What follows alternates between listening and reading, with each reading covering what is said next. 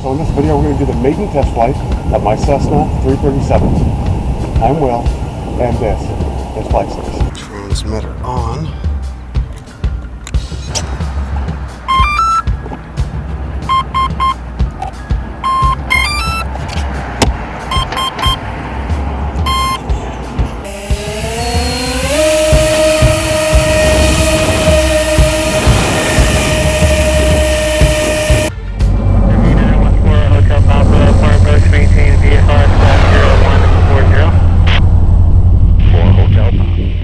Doesn't create too much uneven drag. I got it so it squeezes right in there. All right, here we go.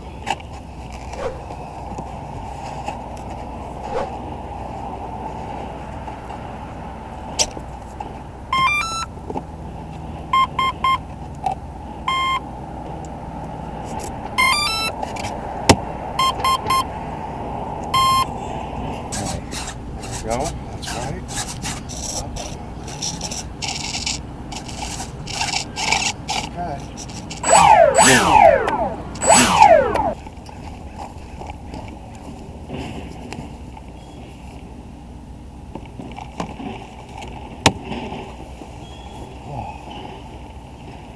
Oh boy.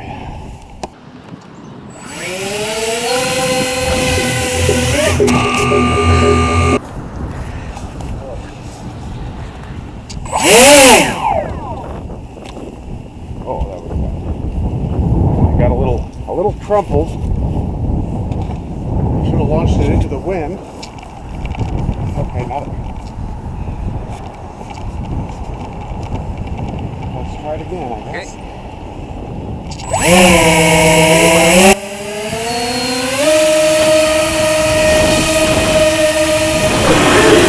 Okay.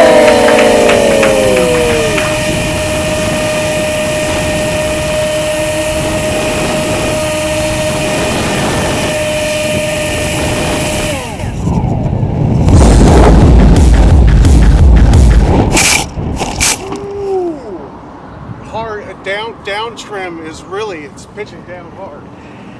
Did you cut the power on purpose? Yeah, to land it. It was pitching down too hard. Oh. I didn't even have time to take my thumb off to hit the turn switch.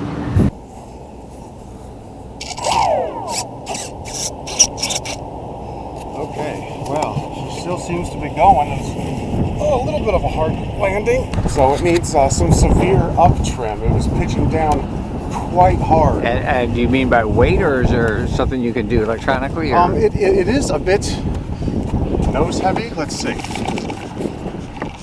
Let's do it into the wind. It's plenty nose heavy. If anything, too nose heavy.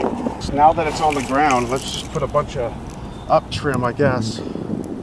Oh, okay. That's what I was wondering. You can actually give it one more go.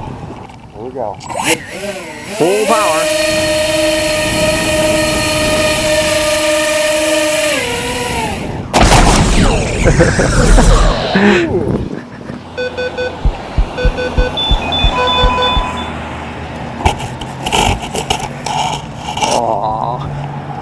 Yeah, that's a little,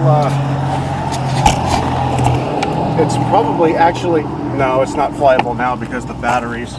So let's do that right away. Let's get the batteries disconnected.